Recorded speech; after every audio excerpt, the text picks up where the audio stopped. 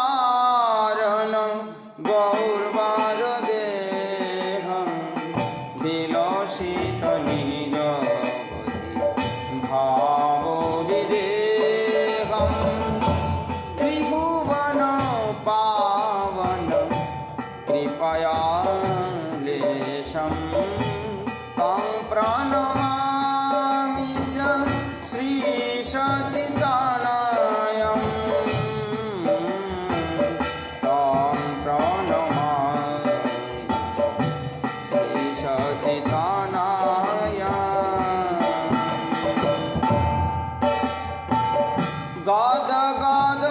गदगदयान्तरो भावविकारं दुर्जनतार्जन नादविशाल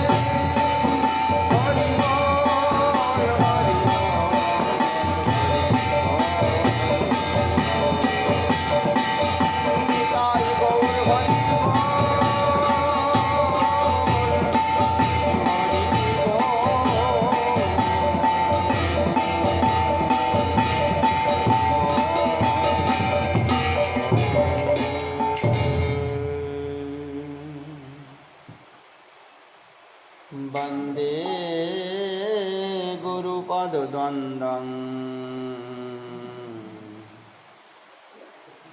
भक्तवृन्दसमन्वितं श्रीचैतन्यप्रभुं वन्दे नित्यानन्दसहोदितं श्रीनन्दनन्दनं वन्दे राधिकाचरणोदयं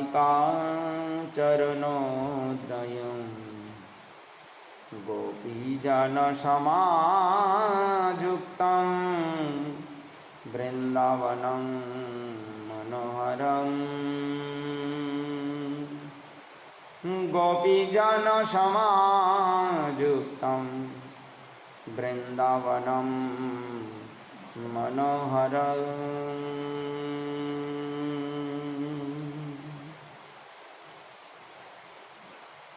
हे राधे हे ब्रजदेवी के चललिते, हे नंद सुनो कुतो,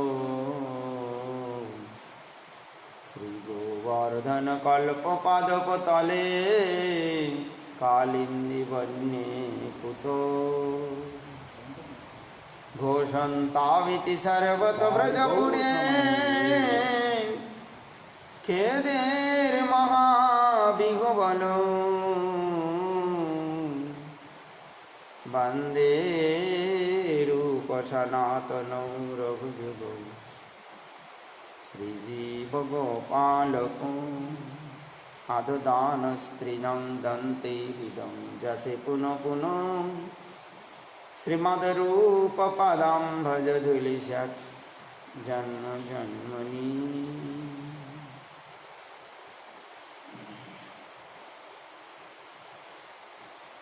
আমরা শ্রী শচীনন্দন বা শচীতনয় অষ্টকম গান করলাম। এটা পজ্জটিকা ছন্দে রচিত। প্রতিপদ্য যমকীর্ত ষোড়শ মাত্রা, নবম গুরুত্ব বিভূষিত গাত্রা, পজ্জটিকা পুনরত্র বিবেক কাপি না মধ্য গুরুর্গণ এক। ছন্দের লক্ষণ তো বলছেন, উজ্জ্বল বর্ণ গৌরবর দেহম বিলসিত নিরবধি ভাব বিদেহম। উজ্জ্বল তপ্ত কাঞ্চনীর মতো বর্ণ ধারণ করে যিনি জগতের বুকে এসেছেন। আজনলম্বিত ভুজৌ কনকবদাতৌ সংকীর্তনৈক পিতরৌ কমলায়তাক্ষৌ বিশ্বম্ভরৌ দ্বিজবরৌ যুগধর্মপালৌ বন্দে জগৎপ্রিয় করৌ করুণাবতারৌ। বৃন্দাবন দাস ঠাকুর তার চৈতন্য ভাগবতের প্রথম বন্দনা শ্লোক লিখেছে। আজনুলম্বিত ভুজ, ভগবান গৌরাঙ্গ সুন্দর একটা বৈশিষ্ট্য, ন্যাগ্রদ পরিমণ্ডল, জানু পর্যন্ত বিস্তৃত বাহু। আজনুলম্বিত ভুজ কনকাবদাত, কনকান্তি বিশিষ্ট, কনক চাপা পুষ্প কান্তিকেও নিন্দা করে যাচ্ছে আমার গৌরাঙ্গ সুন্দরী রঙ্গের যুক্তি।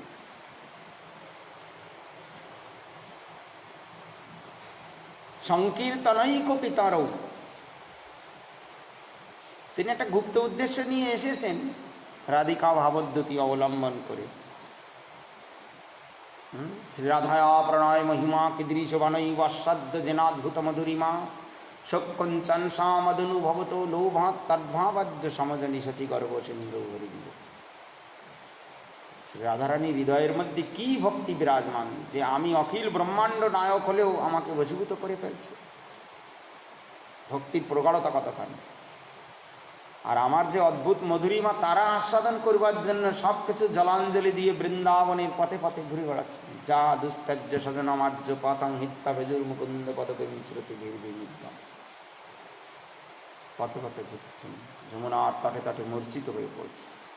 কী সে মধুরিমা, আমার মধ্যে কি আছে যা তারা সব ত্যাগ করে আমার জন্য মূর্ছিতা হয়ে পড়ছেন যমুনার তটবনে।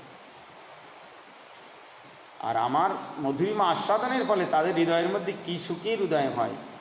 এই তিনটি বিষয়ে লোক জন্মালে স্বয়ং কৃষ্ণচন্দ্র গোলক বৃন্দাবনপতি তিনি শচী গর্ভ সিন্ধুতে গৌরাঙ্গ রূপ ধরে অবতীর্ণ হয়েছিলেন। এমন তাই বলছেন সংকীর্তনৈক পিতারও, এটা তার গুপ্ত উদ্দেশ্য। আর সেই সাথে সাথে জগতের বুকে ব্রহ্মার দুর্লভ প্রেম জগতে ফেলিল ঢালি, কাঙালে পাইয়ে খাইও নাচিয়ে বাজাইয়া করতালি। ব্রহ্মাও যে প্রেম ভক্তি যুগে যুগে লাভ করতে পারেনি, সেই প্রেম ভক্তি জগতের বুকে প্রদান করবেন বলে যিনি গৌরাঙ্গ রূপ ধরে এসেছেন। পাপমতি অতি পতিত পাষণ্ডী প্রাণে না মারিল কারে, হরিনাম দিয়া হৃদয় সে দিল যাচি দিয়া। এমন জন্য বলছে মহাবদান্য অবতার, এতটা উদার এতটা করুণ দেখা যায় না। বদান্য তাকে বলবে যিনি আত্মা পর্যন্ত দানে সমর্থক, নিজেকেও দিয়ে দিচ্ছেন, না আমাকেও দিয়ে নাও, তাকে মহাবদান্য বলা হয়। তাই বলছেন আর সেই সঙ্গে সঙ্গে সংকীর্তন কলিযুগের ধর্ম, আর সংকীর্তন রসস্থলে তাদেরকে প্রেমরস আস্বাদনের সুযোগ করে দেবেন বলে সংকীর্তন রস তিনি প্রবর্তন করেছেন। সংকীর্তনৈক পিতার কমলায় তাক্ষ, পদ্মের মতো আকর্ণ বিস্তৃত নয়ন মধুরিমা, বিশ্বং ভরতী আশা, বিশ্বকে যিনি ভরণ পোষণ করছেন। দ্বিজো বরো দ্বিজানং বরম যশা, ব্রাহ্মণগণের মধ্যে যিনি সর্বশ্রেষ্ঠ। দ্বিজ বরো যুগ ধর্ম পালৌ, যুগে যুগে যদা যদা হি ধর্মস্য গ্লানির্ভবতি ভারত অভ্যুত্থানম ধর্মস্য তদাত্মানং সৃজন্মহং পরিত্রাণায় সাধুনাং বিনাশায় চ দুষ্কৃতং ধর্ম সংস্থাপনার্থায় সম্ভাবমি। যুগে যুগে যখনই অসুবিধা চলে আসছে, যুগ ধর্ম পালৌ। তাই জগতের প্রিয়কারী এমন করুণা অবতারকে আমি বন্দনা করি। বৃন্দাবন দাস ঠাকুর চৈতন্য ভাগবতের প্রথম বন্দনা শ্লোক লিখেছে। এই গৌর যদি না হতো কে জানতো, কে জানাতো। এই যে গোস্বামী শাস্ত্র যদি না হতো, ভাগবতটাকেও আমরা ভালোভাবে বুঝতে পারতাম। এক কথায় বলা যায়, মহাপ্রভু যদি নিজ পার্শ্বদগণ রাধারানীর অনুচরী রূপমঞ্জরী লবঙ্গমঞ্জরী অনঙ্গমঞ্জরী যত মঞ্জরীগণকে পার্শ্বদ রূপে এনে জগতের বুকে এই রসশাস্ত্র প্রবর্তন না করে যেতেন, তো আমরা বুঝতেই পারতাম না ভাগবতের কোন শ্লোকে কী বলতে চাইছে। ভাগবতের নানা শ্লোকে নানা অর্থ কয়, এক একটা শ্লোক বহু অর্থে প্রতিপাদিত, বিভিন্ন রসভাবে তা আস্বাদিত। গৌরহরি না আসলে আর গোস্বামীগণ না আসলে আমরা কি করে জানতাম? আর সেই সঙ্গে সঙ্গে জগৎগুরু প্রভুপাদ যদি না আসতেন, তো সেগুলোকে আবার পুনরায় আমাদের মতো হীনদিনের কাছে কে জানাত? অসম্ভব। তিনি কিছু মঠ মন্দির করে ভগবানের কথা প্রচারের জায়গা করে গিয়েছিলেন বলে কিছু মানুষ তো ভগবানের কথা শোনার, শুদ্ধ ভক্তি গোস্বামী শাস্ত্রগুলো আস্বাদন করার কথা বুঝতে পারছেন। ব্রজে রাধাকৃষ্ণের ভজন করেন কিন্তু গৌরহরিকে মানেই না। যারা গ্রন্থাদি অনুশীলন করে না তারা গৌরসুন্দর সম্বন্ধে জানে। এখন বিভিন্নভাবে এ করে তারা জানতে পারছেন, উপলব্ধি করার চেষ্টা করছেন। এই জন্য গৌরহরি অপার করুণা করে এসছেন যে কলিহত জীবকে আমি এই রসতত্ত্ব জানাবো, ভক্তি রসতত্ত্ব আমি উপলব্ধি করাবো। যেন প্রবরানন্দ সরস্বতীপাদ বললেন, সংসার সিন্ধু তরণী হৃদয়ং যদি স্যাৎ সংকীর্তনামৃত রসে রমতি মনুষ্যিত প্রেমাম্বধূ বিহারণী যদি চিত্তবৃত্তি চৈতন্য চন্দ্রচরণী শরণং প্রয়াতু। সংসার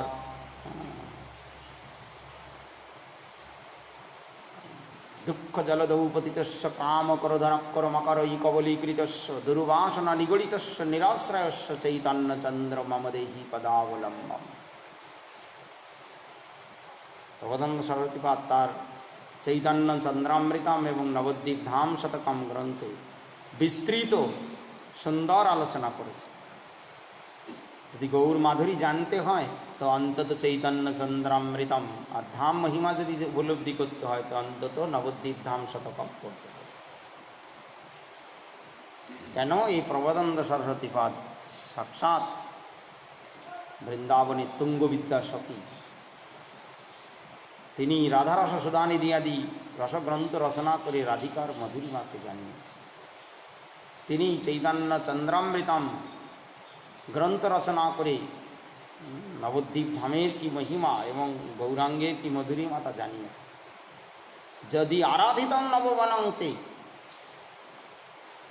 আরাধিতং ব্রজবনং, বলছে যদি কেউ গৌর নবদ্বীপ ধাম আরাধনা করে সে প্রকৃতপক্ষে বৃন্দাবন আরাধনা করেছে। শ্রী গৌরমণ্ডল ভূমি যেবা জানে চিন্তামণি, তারও হয় ব্রজভূমে বাস।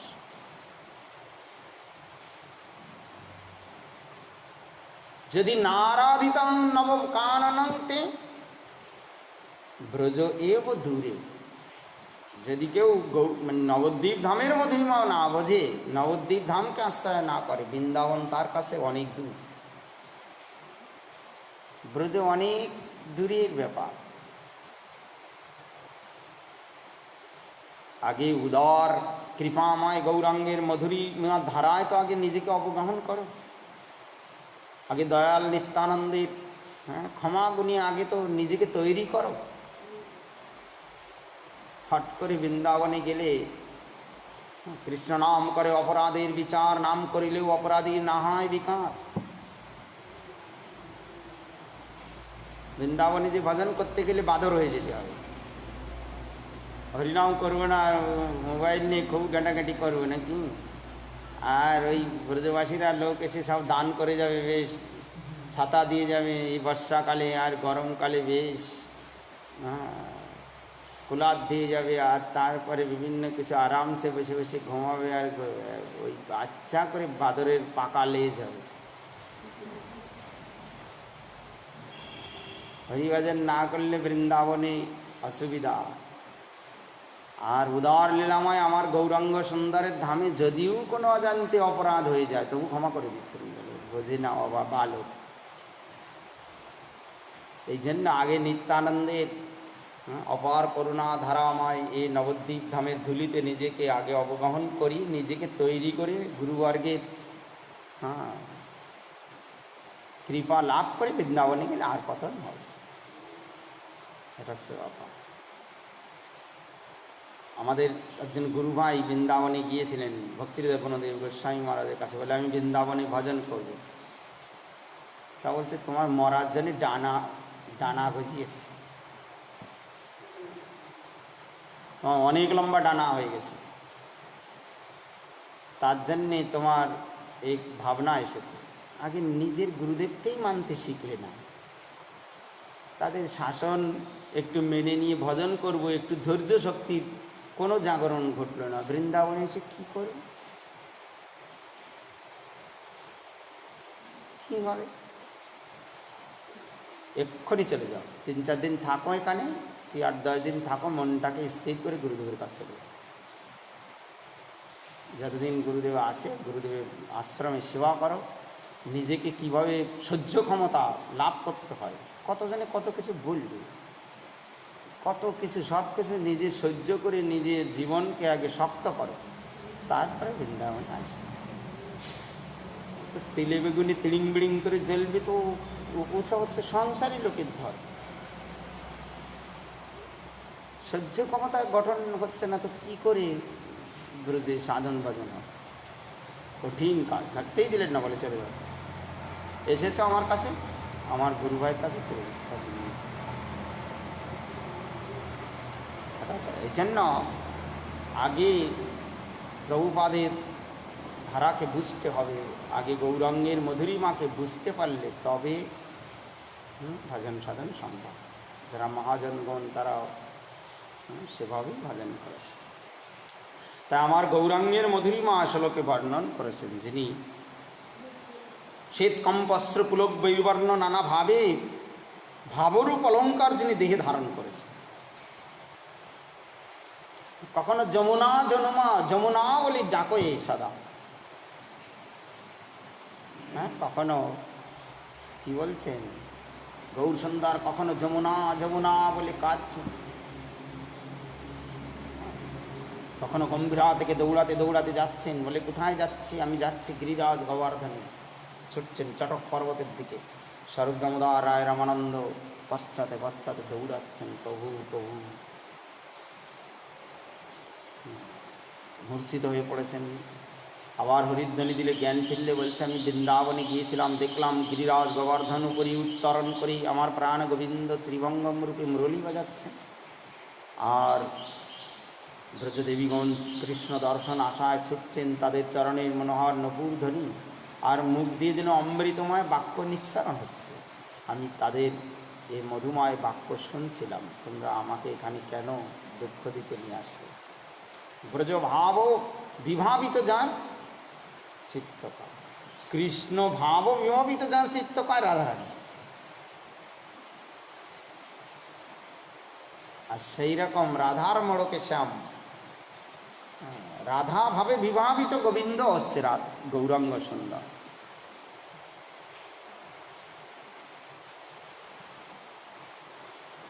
তিনি তার কৃপাল এসে যেমন ত্রিভুবনকে পবিত্র করে দিচ্ছেন, সেই শশীনন্দন গৌর হরিকে আমি বন্দনা করি। তার গদগদ অন্তর, কৃষ্ণ প্রেম রাগে হৃদয় এত বিহ্বল হয়ে পড়ছে, কথা বলবেন তো ভালো বলতে পারছেন না। গদগদ অন্তর ভাব বিকারম।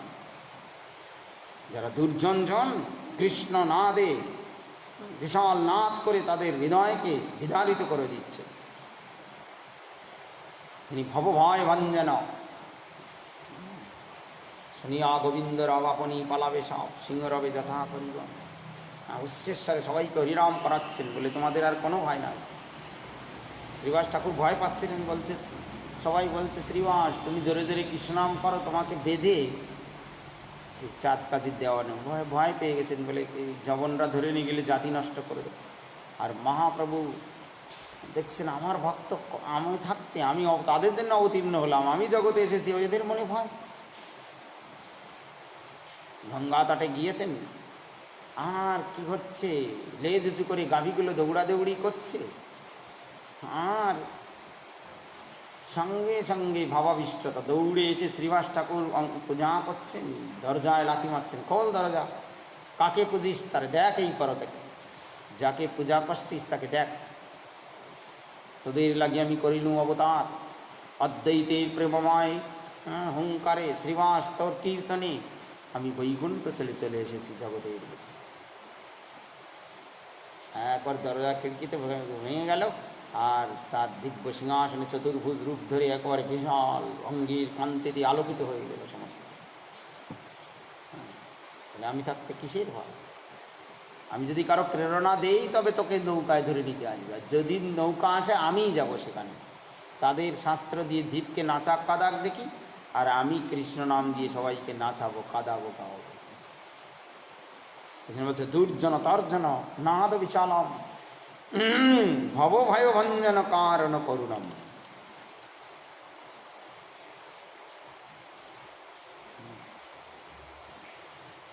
এমন অরুণাম্বর ধর চারু কপল মিন্দু বিনিন্দিত নখচয় রুচিরাম। চরণের নখ থেকে যেন কোটি চন্দ্র সমান তেজ। তিনি নিজের নাম নিজে জপ করে কীর্তন করে জগৎকে নাচাচ্ছেন, কাঁদাচ্ছেন। এমন নিজের নাম নিজে জপ করে জগৎকে নাচাচ্ছেন, এমন গৌরাঙ্গ সুন্দর। তার কলেবর কৈশোর কলেবর, যিনি অপার মধুরিমা দ্বারা জগৎ জীবকে মধুরায়িত করছেন, সেই গৌরাঙ্গ সুন্দরকে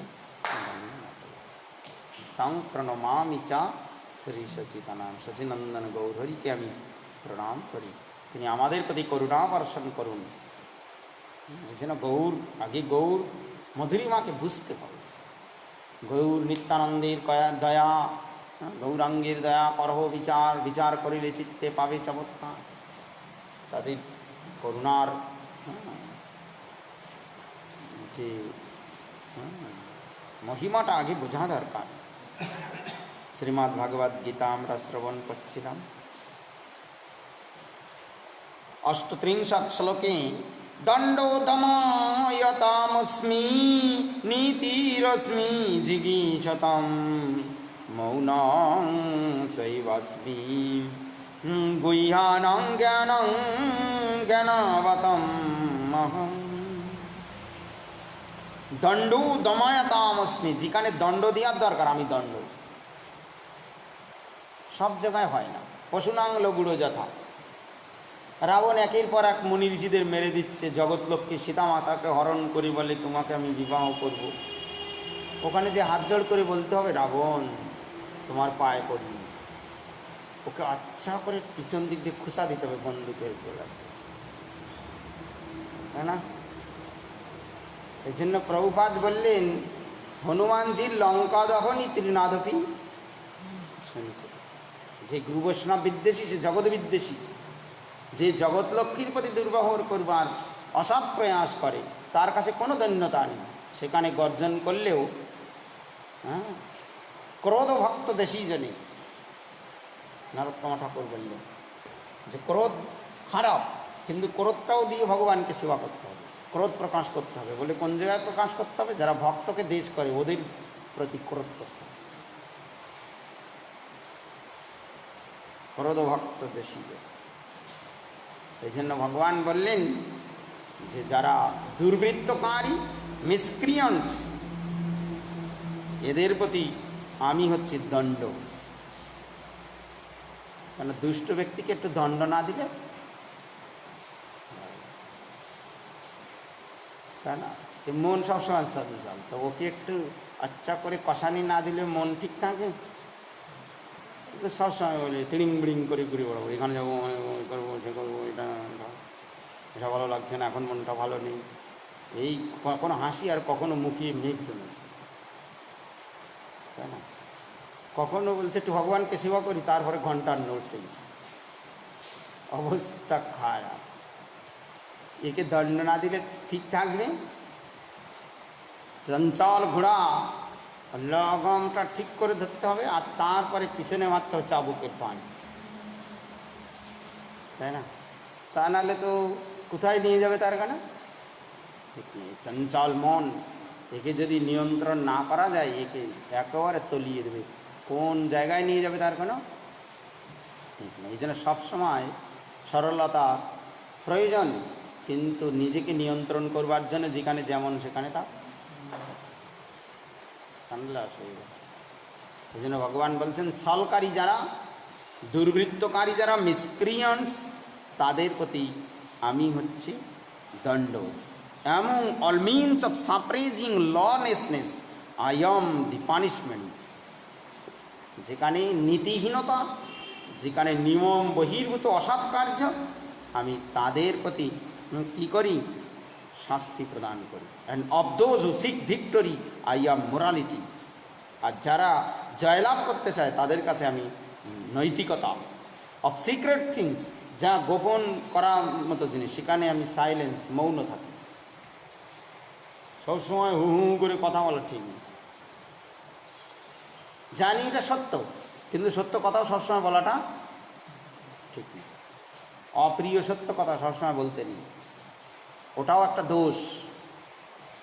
আমি জানি এটা দোষের, এটা অন্যায় হচ্ছে, কিন্তু অনেক সময় নিজে সাধন বাদন করতে গেলে চেপ চুপ করে যাওয়াটা হচ্ছে বেটার। সবসময় পিটিস পিটিস কুটুস কুটুস করাটা ভালো না। ওগুলো সাধন জগতের কাল, চিত্তচঞ্চল হবে, অস্থিরতা বাড়বে।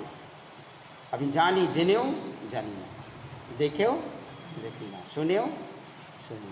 আমাকে ভজন করতে হবে। জড় জগতের কোনো কিছুতে আমার অত মাথা দেওয়া উচিত নয়। আমি এসেছি একটা অপরাধী জীব, কান ধরে মায়া আমাকে পৃথিবীতে পাঠিয়ে দিয়েছে, এখন আমাকে ভজন করে আমার প্রাণ গোবিন্দের কাছে ফিরে যেতে হবে।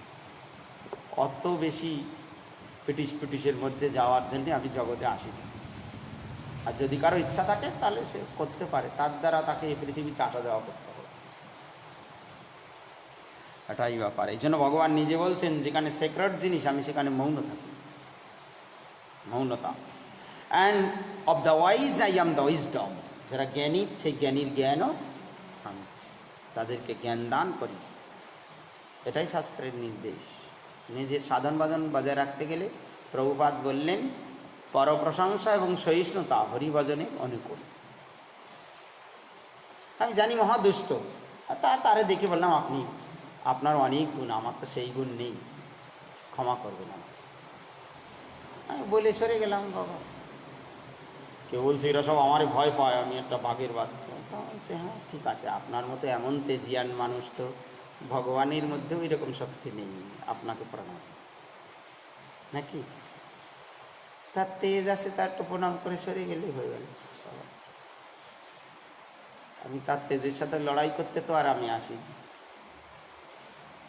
নিজেকে যে ব্যক্তি সেপারেট করতে পারবে সে ব্যক্তি ভজন করতে পারবে, যে ব্যক্তি জড়িয়ে পড়বে তার জীবন যাবে। ওটা হচ্ছে ব্যাপার। এর সাথে শত্রুতা হবে, ওর সাথে এর সাথে কথা হবে না, ওর মুখ দেখা দিকে হবে না বলে কথা হবে। কতজনের সঙ্গে যে লেগে যাবে তার কোনো।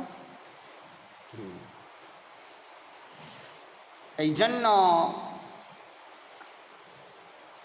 there are many suppressing agents, of which the most important are those that calm down miscreants when miscreants are punished. We, the agency of chastisement represent Krishna. অর্থাৎ যারা অন্যায় করছে তাদের প্রতি যেটা বিচার, নৈতিক বিচার, এটা ভগবানেরই একটা শক্তি। হ্যাঁ, ভগবান এটা ব্যবস্থা করে রেখেছে। হয়তো জগতে ঘুষ ঘাস দিয়ে খানিক অন্যায়কে চেপে দিয়ে চলে গেল, কিন্তু একদিন নিজের পাপেই নিজে। হ্যাঁ, পর দেহ হয় পূর্ব দেহের পাপেরও প্রকাশ।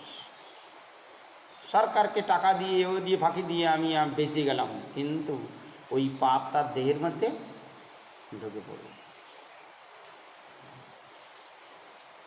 Among those who are trying to be victorious in some field of activity, the most victorious element is morality. নৈতিকতা যার আছে সে সর্বত্র জয়ী হবে। আর আমি হচ্ছে নৈতিকতা, যে নীতি নিয়ে চলবে, ধর্ম নিয়ে চলবে, যথা ধর্ম তথা জয়, তার জয় একদিন হবে। আপাতত পরাজয় ভাব আসলেও একদিন তার জয় লাভ হবে। আর কি বলছেন? Among the confidential activities of hearing, thinking and meditating. ওই গুরু ভাই কি হলো এরকম সবসময় ভুলে পড়লে তো সব কটা হাসা করছে, মাঝে মাঝে করে বসে।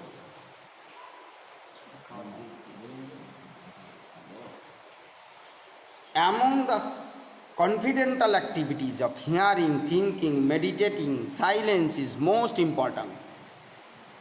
বলছে কোনো কনফিডেন্টাল যে কার্যাবলী, শোনা, চিন্তা করা, ধ্যান করা, এসব ক্ষেত্রে নীরবতা প্রয়োজন। নীরবতা না থাকলে ধ্যান হয় না, চিন্তা হয় না। কথাটা বুঝলেন? এটা কারোর সাথে কথা বলছি বা এও কথা বলছে, তো দেখা যাচ্ছে ভাগবতের বইটা খুলে রেখেছি কিন্তু মাথায় আসছে। আবার রাত্রি প্রসাদ পেয়ে যে স্থিরভাবে বসলাম, সব জিনিসগুলো ক্লিয়ার হয়ে যাচ্ছে, কেন মাথা ঠান্ডা, অন্য চিন্তা নেই। এই জন্যে এই মৌনতা বা স্থিরতা এগুলো সাধনের সহায়ক। ভগবান বলছেন আমি হচ্ছে এই মৌনতা। আর শাস্ত্রে আছে মৌন হলে তার বাক্য অপ্রতিরোধ। বেশি কথা বললে বাকশক্তি নষ্ট হয়ে যায়।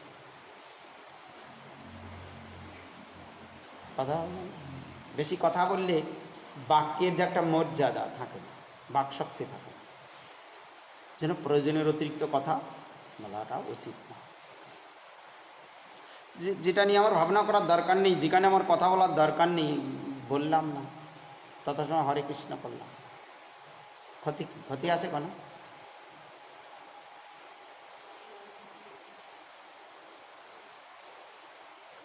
Silence is most important because by silence one can make progress very quickly. যে ব্যক্তি একটু নীরব থাকে ও ব্যক্তি জীবনে তাড়াতাড়ি উন্নতি লাভ করে, তার ভিতরে জ্ঞানের বিকাশ হয়। বেশি কথা বললে বুদ্ধি নষ্ট হয়ে যায়। The wise man is he who can discriminate between matter and spirit. যে জ্ঞান ভেদ সৃষ্টি করে, কি এই জগতের বস্তু আর আত্মা এর মধ্যে যে ডিফারেন্স, তা যে জ্ঞান জানায় সেই জ্ঞান সর্বোত্তম জ্ঞান। বিটুইন গড সুপারিয়ার ইনফেরিয়ার নেচার্স, ভগবানের চিন্ময় প্রকৃতি আর জড় প্রকৃতির মধ্যে যে জ্ঞানের দ্বারা ভেদ উপলব্ধি করে চিন্ময় প্রকৃতির আশ্রয় করে ভজন করা যায়, সেই জ্ঞানটা হচ্ছে কৃষ্ণ। ভগবান সেই জ্ঞান দেন। মত্ত স্মৃতির জ্ঞান অপহনং চা, আমি জীবের স্মৃতি, আমি জীবের জ্ঞান, আমি তাদেরকে প্রদান করি। এই জন্য গীতা সমস্ত বেদান্তের সার, 18টা অধ্যায়ের মধ্যে বেদান্তের জিনিসগুলোকে তুলে ধরেছে। এদিকে আমরা শ্রবণ করছিলাম শ্রীমদ্ ভাগবতামে, আজ আমি নিজেকে ধিক্কার দিচ্ছেন।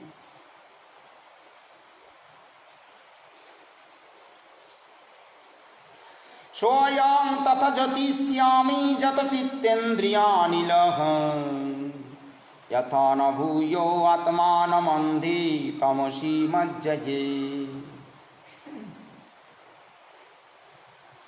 সেই মহাপাপী আমি। কোথায় ভগবান নারায়ণের নাম আর কোথায়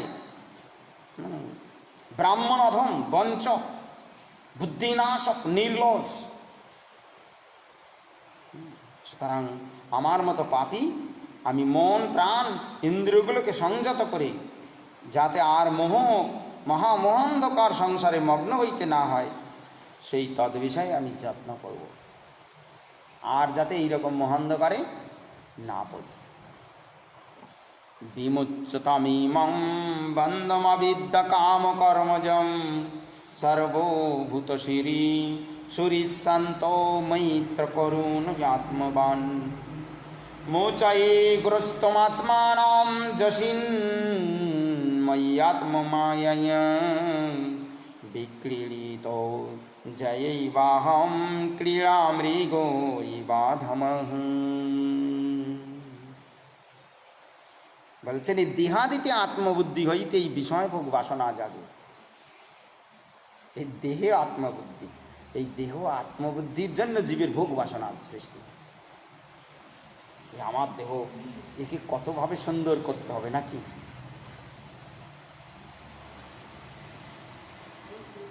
টিপটপ ভালো মন্দ খেতে হবে, যাতে বেশ দেহে শক্তি হবে, ভোগ করবার প্রবৃত্তি যেন বেশি করে জেগে ওঠে নাকি? একটা কালো মেয়েতে এমন করে রং চং করেছে, সে পরিষ্কার হয়ে ঘুরে বেড়াচ্ছে, কোনো ব্যাপার দেখে মনে হচ্ছে কি সুন্দরী। তো দেহের সব জায়গায় রং করতে কত টাইম গেছে।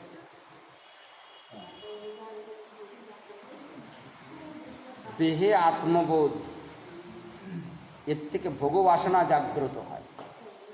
সবসময় দেহকে নিয়ে চর্চা, দেহটাকে সাজানো গোছানো, দেহ নিয়ে ভাবনা, এই দেহকে আমি বলে বুদ্ধি, আর এটাই হচ্ছে জগতে ভোগের সবচেয়ে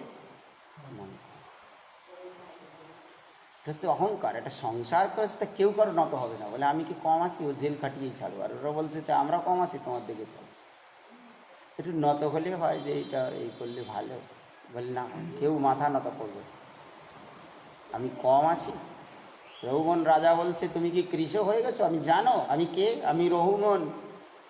তুমি পালকি, রাজার পালকি বহন করছো, ঠিক করে পালকি বহন করো, নইলে তোমাকে দণ্ডবিধান করবে। আর যিনি জীবন প্রাণ গোবিন্দে সমর্পণ করেছেন, তিনি হরিনাম করতে করতে দেখছেন একটু কথা না বললে হবে। এতদিন কথা বলিনি কোনো দিন, কিন্তু আজকে কথা বলছি। এই পালকিটাও একটা খ্যাতি অব তেজ মরুদ্ভম দ্বারা গঠিত একটা কাঠ, আর সেই কাঠ দিয়ে তৈরি হচ্ছে পালকি। আর খ্যাতি অব তেজ মরুদ্ভম দ্বারা গঠিত পঞ্চভূত, তার সংযোগ হয়ে হয়েছে পা, পার উপরে হয়েছে হাঁটু, হাঁটুর উপরে হয়েছে তার দেহ, আর দেহের উপরে এই দেহটা পঞ্চভূত দ্বারা গঠিত, আর হাঁটু খাসা দিয়ে, আর দেহের মধ্যে রয়েছে আত্মার উপর ভগবান। তাহলে এই যারা পালকি বয়ে নিয়ে যাচ্ছে এরাও ভূত, আর পালকিটাও একটা ভূত, আর ওই পালকির মধ্যে একটা পাকা ভূত বসে রয়েছে যার নাম রহুগণ। সব ভূতের কারবার। বলে রাজন, আপনার দেহ থেকে যদি আত্মা চলে যায়, রাজা বলে পরিচয় কোথায় থাকবে? আর আপনি আমাকে বলছেন আমি রোগা হয়ে গেছি না মোটা, ব্যঙ্গ বিদ্রুপ করছেন। আরে রোগা কৃষ দেহটা হয়, এই দেহের মধ্যে যে আত্মা ভগবান আছে সে না রোগা না মোটা। তা আপনি রোগা মোটা বলে কারে বলছেন এসব কথা? আপনি বলছেন দণ্ড দেবেন, দণ্ড কাকে দেবেন? আমি বলে যদি যে বস্তুকে দেহকে পাবেন তাহলে তাহলে দণ্ড দেবেন।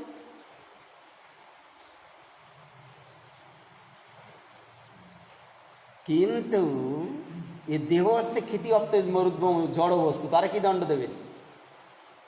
একটা এই এখন লাথি মারুন এই মাটিতে,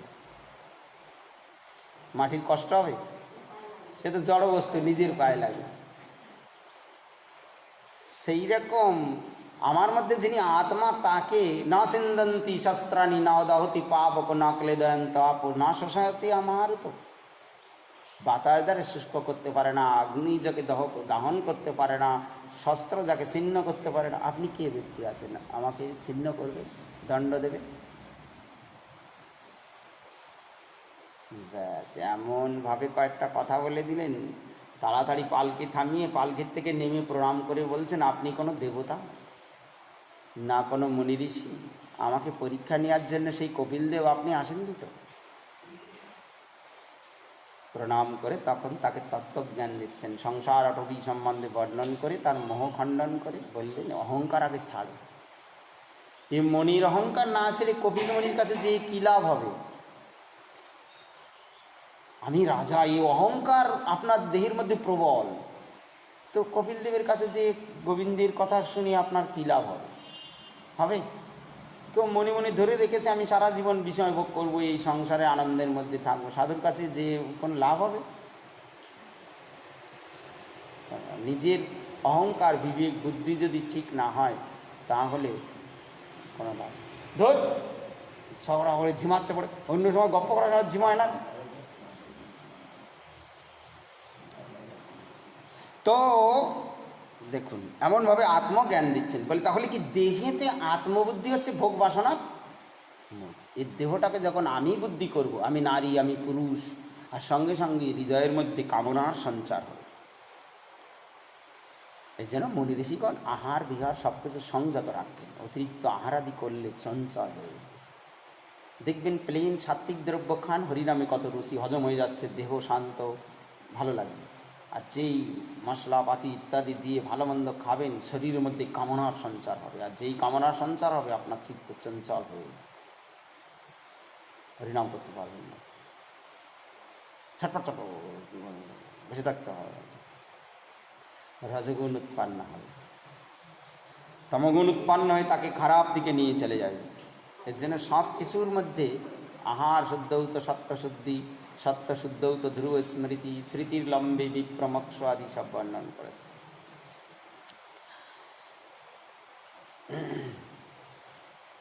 গোবিন্দের প্রসাদ যখন যা হবে পেয়ে হরিনাম করে, এটা সাধকের লক্ষণ। জীবার লালসে যে ইতিউতি ধায়, কৃষ্ণদার পরায়ণ সেই কৃষ্ণ নাহি পায়। জীবার বিলাসে চললেই বিপরীত মতির জাগরণ হয়, তাই না? সাধু সন্ন্যাসীকে অর্থ বেশি মঠবাসীরা দেন না কেন? বেশি অর্থ এসে গেলেই বিপরীত ভাবনা জাগরণ, তাই না? অর্থ অতিরিক্ত সাধারণভাবে এসে গেলে তখন কি হবে? সংসার করতে ইচ্ছা করবে, কিছু নেই তখন কি হবে? সংযত হয়ে থেকে অন্তত ভগবানের কাছে থাকার সৌভাগ্য লাভ হবে। আর যেই বিষয় আশায় ইত্যাদি বেড়ে যাবে, কেউ কারো কথা শুনবে। এর জন্য সব কিছু ভোগ্য বিষয়গুলোই অসুবিধার কারণ। ওই ভোগ বাসনা হইতে এই মায়িক শুভাশুভ কর্মে আসক্তি, আর ইহাই জীবের বন্ধন। এই বন্ধন আমি মোচন করিব, আমার জন্মের জন্মের যে অসুবিধা দূর করব। শ্রীহরির মায়াই রমণীরূপী আমাকে বশীভূত করিয়াছে।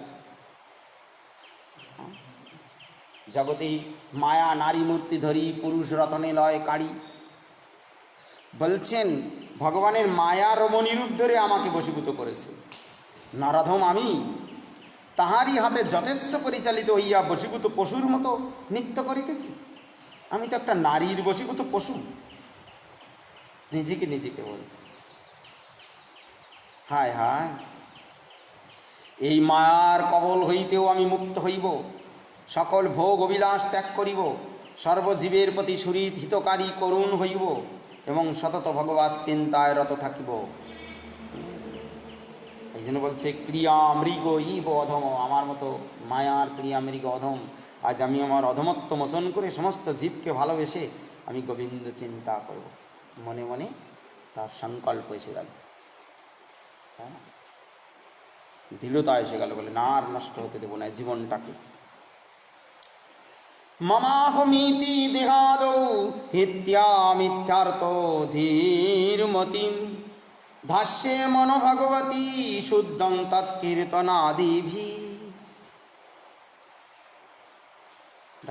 মায়া এমন জিনিস, বেশি মিশলে, বেশি কথা বললে নিজের মনের ভিতরে আসক্তি জন্মায়।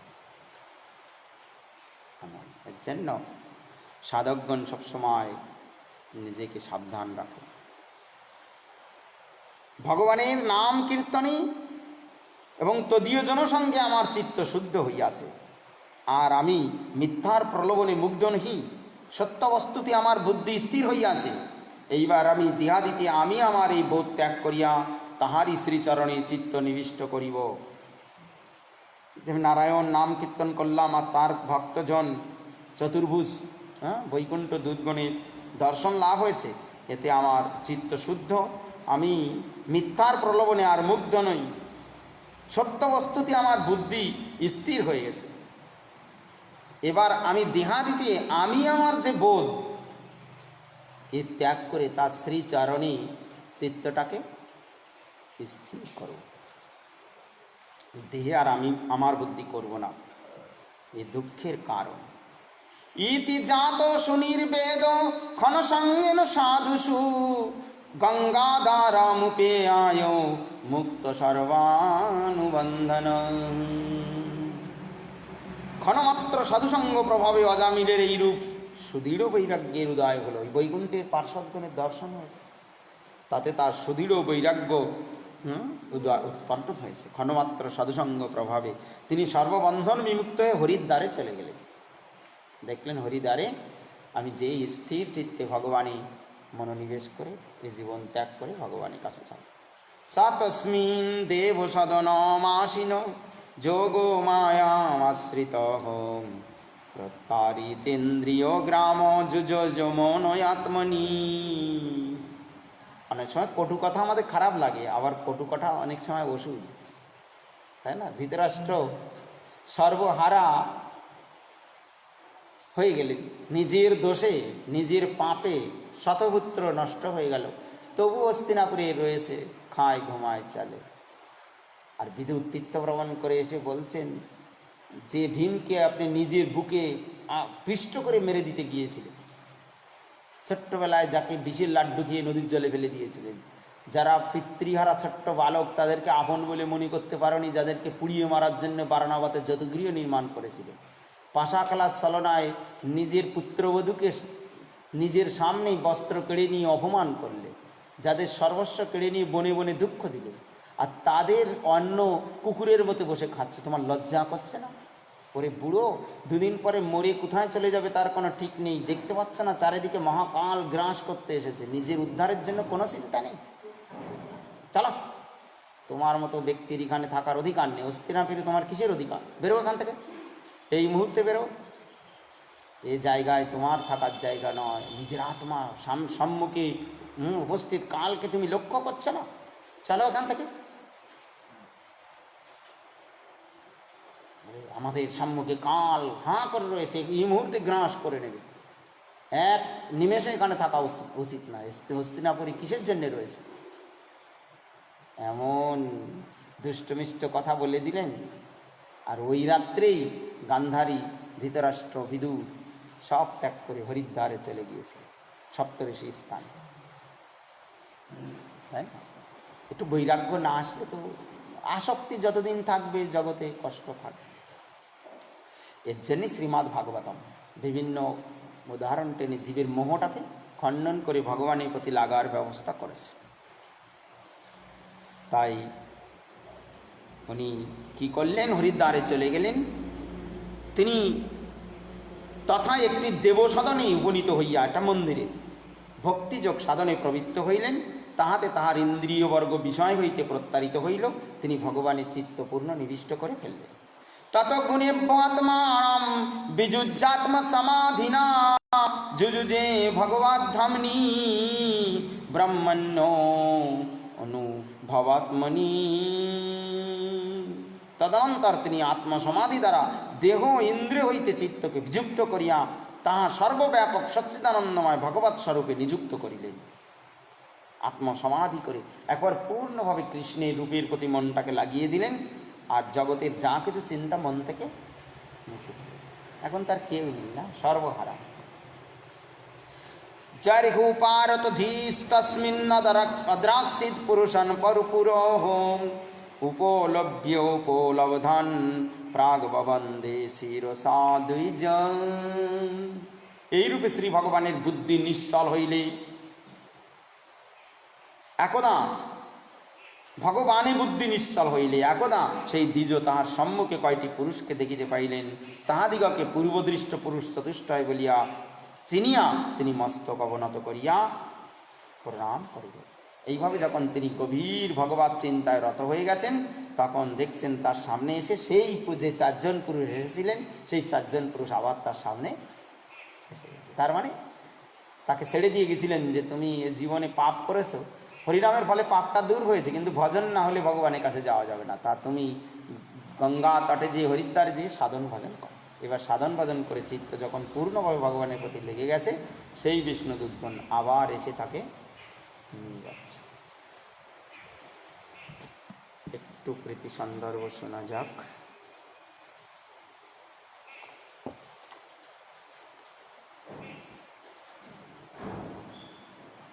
সময়ের সাথে পাওয়াই যায় না। তাবঙ্গ্রি যুগ্ম মনুষ কৃষ্ণ সরীসৃপন্ত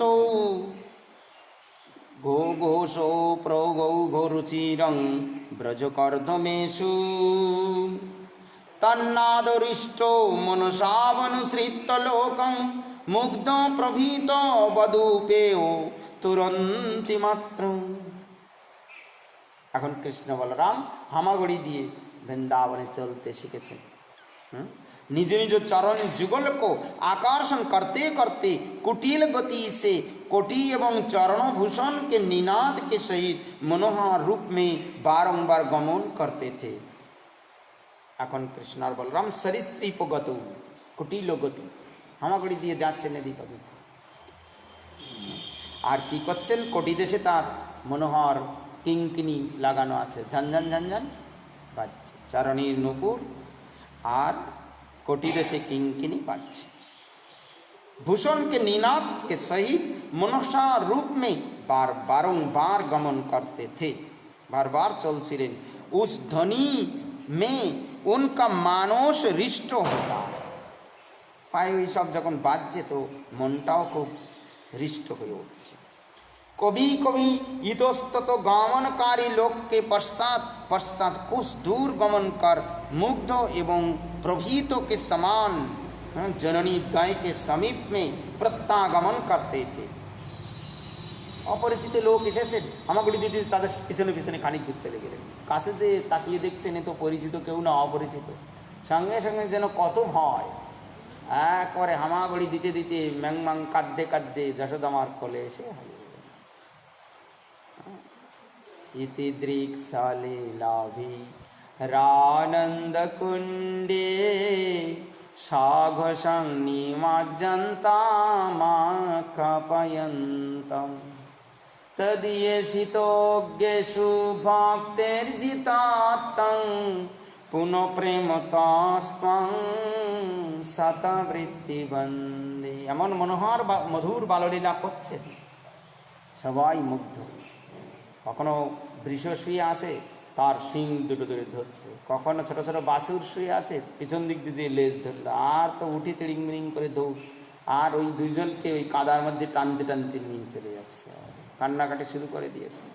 যারা এসেছে হাততালি দিচ্ছে, ভালো ভালো দুষ্টুমি যেরকম করা, বাসের লেজ এরকম ধরো, দেখো এরকম কীরকম হয়। আবার দৌড়ে যেয়ে তাকে ছাড়িয়ে দিয়ে কোলে করে নিয়ে গায়ের কাদামাটি মুছে দিচ্ছেন, ধুয়ে দিচ্ছেন। এমনভাবে বাল ও লীলার নিমজ্জিত করে রেখেছেন ব্রজভক্তজনকে, যশোদা রোহিণী মাকে। হ্যাঁ, জয়রঙ্গনা দূরশনি ও কুমার লীলারন্তর ব্রজে তদ্বলা প্রগৃহীত পুষ্যৈ বৎসৈরিতস্তত উত্থাম উভাবনু কৃষ্মানৌ প্রেক্ষন্ত উজ্জিত গৃহ্ণ গৃহা জারিসুর हसन्त्य। বলছে जिस समय कुमारदाय की लीला ब्रजांगनागण के दर्शन योग्य हुई, उस समय वत्सवृंद के पूछ धारण करके क्रिया करने लगी थी। उससे वत्सवृंद इतस्तत धावित होने पर पूछ धारण कर ये आकृष्ट होते थे। उस देखकर ब्रजंगनागण कौतुक वशत गृह कर्म विस्मृत होकर आनंद से हास्य करती थी। हाँ, कृष्ण बोलो সেই গাভীর পুচ্ছ আদি বৎসের পুচ্ছ ধারণ করছেন, টেনে নিয়ে চলে যাচ্ছেন, আর এভাবে হামাগুড়ি দিয়ে বিচিত্র লীলা করছেন। আর এই লীলা দর্শন করবেন বলে বাড়ির কাজকর্ম ফেলে ছুটি আসছেন ব্রজ মায়েরা। ঘরের কথা মনেই নেই। কৃষ্ণের মনোহর বাল্যরূপ ভাগবতে আছে, যখন দুই ভাই যেতেন কোনো নগরে, সে মোহিত হয়ে যেত। ওরা তো সাধনা করে বৃন্দাবনে জন্ম নিয়েছে কৃষ্ণের এই লীলায় অংশ নেবেন বলে। আর দুই ভাই যখন মনোহর রূপ ধারণ করে যশোদা মা রোহিণী মা সুন্দর করে সাজিয়ে দিয়েছেন, আর দুই ভাই যখন নগর দিয়ে হেঁটে যাচ্ছেন, যে দেখছে সে আর দৃষ্টি ফেরাতে পারছে না। কোনো দিন যদি কোনো গাঁওতে বা পাড়ায় না যেতেন, তো তারা বসে বসে কাঁদতেন, আজ কানাই আসলো না আমাদের নগরে। ব্যাকুল হয়ে পড়তেন, হ্যাঁ, কৃষ্ণের মনোহর রূপ দর্শন করবার জন্য। আর এসে কৃষ্ণকে কখনো কোলে নিতেন তো বাড়ির কারো কথা মনে থাকতো না, কোলে ধারণ করে নিয়েই থাকতেন, যেন হৃদয়ের মধ্যে কৃষ্ণকে পসরা করিয়া রাখি। মনে করছেন সবসময় যদি হৃদয়ের মধ্যে কৃষ্ণকে আপন করে রেখে দেওয়া যেত, তবে মনে হয় শান্তি হতো। তারা মনে মনে ভাবতো, কৃষ্ণ যদি আমাদের সন্তান হতো তাহলে কৃষ্ণকে, আর যশোদামার বাড়িতে এত আসতে হতো না। আমরা কোলে করে নিয়ে তাকে পালন করতাম, দুধ খাওয়াতাম, স্নেহ করতাম, সৌভাগ্য। তারা সাধনা করেই তো জন্ম নিয়েছে। বাঞ্ছা কল্পতরুভ্যশ্চ কৃপা সিন্ধুভ্যৈব চ পতিতানাং পাবনেভ্যো বৈষ্ণবেভ্যো নমঃ। হরিহরায় নমঃ, কৃষ্ণ যাদবায় নমঃ, যাদবায় মধবায় কেশবায় নমঃ। গোপাল গোবিন্দ রাম শ্রী মধুসূদন গিরিধারী গোপীনাথ নিত্যানন্দ শ্রী অদ্বৈত সতা হরি গুরু বৈষ্ণব ভাগবত গীতা শ্রী রূপ সনাতন ভট্ট রঘুনাথ শ্রী দেব গোপাল ভট্ট শ্রী জয় গোসারি করি চরণ বন্দন না হইতে ভিন্ননাথ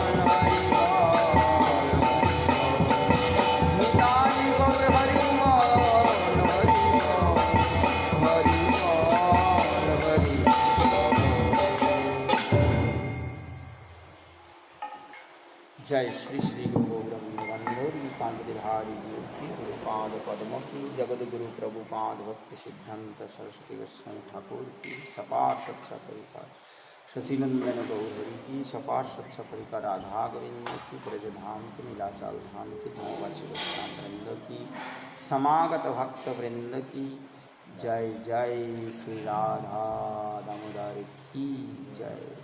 पूर्ण मंगल हरिनाम संकेत निताई गौर प्रणाम देव।